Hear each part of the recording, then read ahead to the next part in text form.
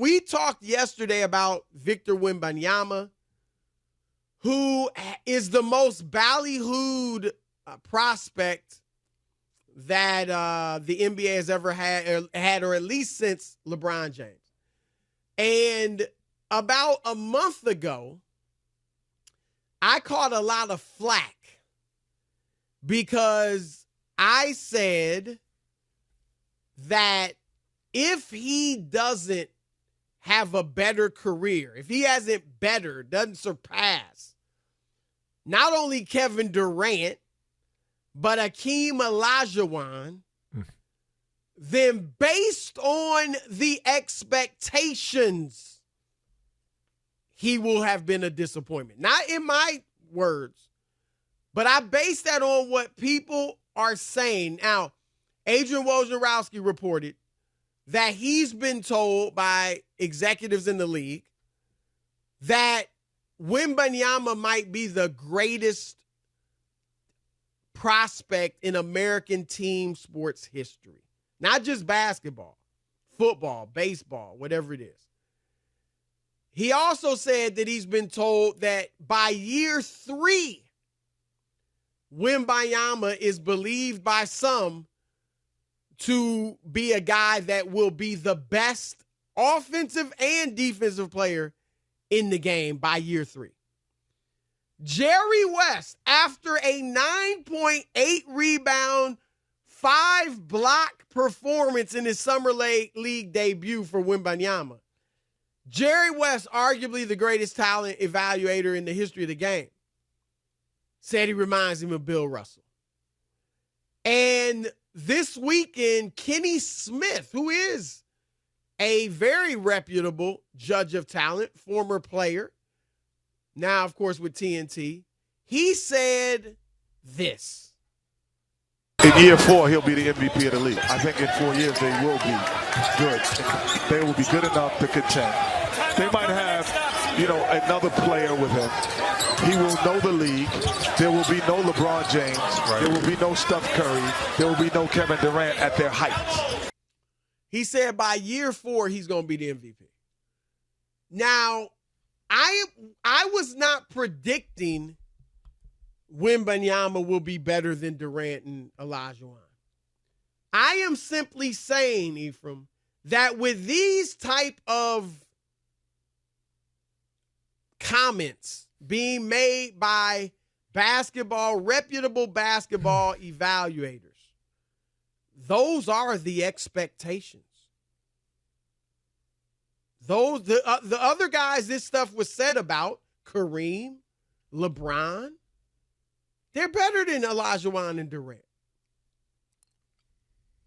And, of course, there's Jordan and Duncan and Bird and Magic and those guys who also are better. They didn't get this type of hype, but that's what I'm saying. Where are you at on this? Do you think I'm wrong to say that? I think it's unfair to say it. I think it's unfair to him because all of those things may be true, but there's only one person that can make that come to fruition, and that's Victor Wembanyama. It all depends. Now, he has the natural gifts. That's where you start, right? So he has the natural gifts of being 7'3.5", his abilities to shoot the long ball, to handle the ball. He won't be doing a lot of that in the Spurs offense. They're not going to have him running point center like Nikola Jokic does. That's just not. I think he will play on the perimeter. He may play on the perimeter, but he won't be bringing the ball up and running and setting the offense. That's what I'm saying. So, in a league of shooters and long balls, we've watched kind of like a throwback with Nikola Jokic taking the league over by storm. You got Joel Embiid, who just won the MVP. So the last 3 years of MVPs have been won by centers. Right? There's a little shift. The last 5. The last 5. If you count Giannis as he's not a center, but they're a big. We'll just say a big. Right. All right. So now he's positioned to be the MVP if he can get his body, his mentality, his work ethic up to where it needs to be night in, night out at an NBA level. What he's going to have to do is he's going to have to play, and he's going to have to play a lot, and he's going to have to play hard. Can his frame hold up under those circumstances? It's going to be hard to win the MVP in San Antonio load managing. So yeah, and I hope they don't. But this is what I'm talking about, right? They can't do a disservice. So we gotta look at the totality of the situation. But looking at him individually. I will say this about them. I will say this quickly, because obviously the Spurs started load management. Yes, but the way they load managed with Duncan and those guys, they would play 80 games. They would just limit the minutes. You're still playing 33, 30. Usually around 33 minutes. Earlier in his career was more. It's easy to do that when you got some Hall of Famers on the team with you. No, but it's Wembanyama. I'm just saying I do not think they would purposely, if he's healthy, knowing that the NBA now has the rule where you have to play at least 65 games, right, to be available for awards and all that. I don't think they would purposely limit him to less than that. He's got to play. He's got to play a bunch.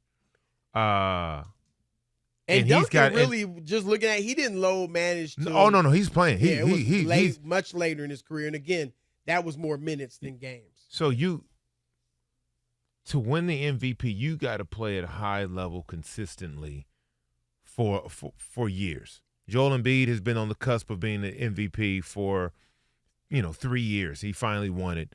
Giannis the same way. Finally won it. Finally got it. Nikola Jokic. He's been dominant for – people are just realizing just how dominant he was. So are you saying that you don't – because I don't think Kenny's statement is out of bounds. It isn't, but a lot has to happen. You look at the players who are winning MVPs. Look at their teams. Oh, yeah, of course. Show me what the Spurs have. And he said in 4 years, so a lot can change from now to then. But that's heavy. That's the heavy lifting he's going to have to get through. He's going to have to get through the lean first, second, third year of may or may not. That is not a destination. San Antonio is not a free agent destination. Look at those teams that they built in San Antonio. They built it from the draft. They were. But what they're saying about this kid is it's not going to be about everybody else. Yeah, but now you're going to need good players. You can't. But if he win the MVP if your team isn't making the playoffs. The team's not going to be bad. We're saying he's going to be so good that he's getting them in the playoffs. So similar to what LeBron did, right? Who has Luka had?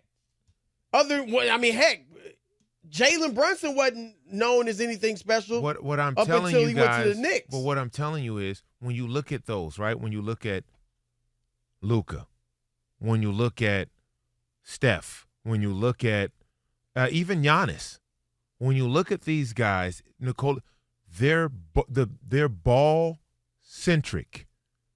The ball is in their hands. They're leading their teams because the ball is in their hands. He could easily have the ball as much as it's not going to work like that. Giannis. Not Luka. I don't want him. I don't want any of my players, to be honest. If I'm trying to win an NBA championship, I don't want any of my players handling as much as Luka. The only reason I put him in there is because you brought it up. Now, Giannis when Giannis got his size and his strength, that's when he became dominant. Right. When Giannis was wiry and long, he wasn't dominant like that. He got pushed around in the lane. And he wasn't as skilled. He was not as skilled. There's a long way. There's a long way. He's just more physically dominant. Right. He can get to his spot, and once he gets in the paint, it's over. Right. Right? That's a long 7-5. 4 years. But here's the thing why I don't think he's out of pocket. I'm not predicting he's going to win it in year 4. I'm just saying LeBron was a top 5 candidate in final votes twice in his first 4 years.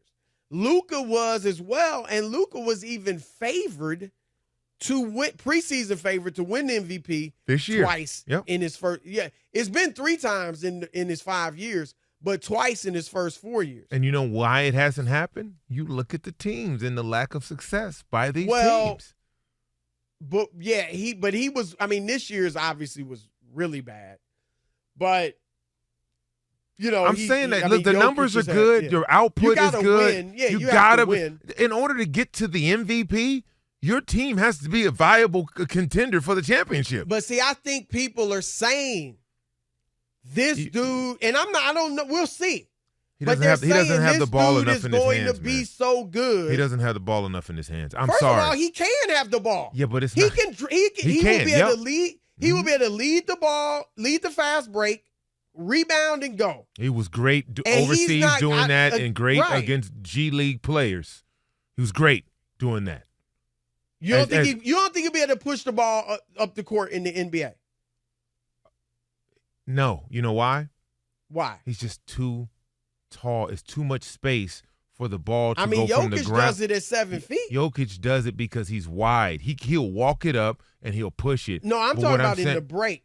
Yeah. Or if he grabs the ball off the rebound and goes, yes, of course. That's what I'm talking about. He has, if you watch Wembanyama, he has a very long dribble, a long crossover.